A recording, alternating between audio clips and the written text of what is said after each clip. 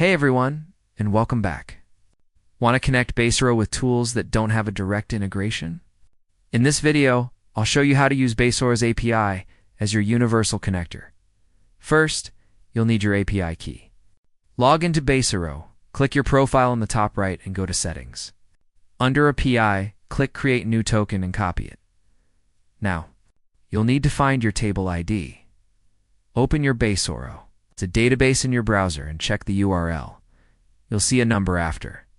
Tebly. That's your table ID.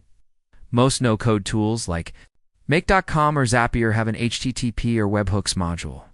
Use this to connect to Baserow's API to get data from Baserow. Set up a Make HTTP request module with your API key in the headers as authorization. Token your API key to post new data to Baserow. Use the same endpoint with a JSON body containing your field names and values. You can use this method to connect Baserow with literally any tool that can send or receive web requests. And that's it. You've just unlocked the full power of Baserow by using its API. It's a bridge to the entire app ecosystem. If you connect Baserow to something cool, let me know what you built in the comments. See you in the next one.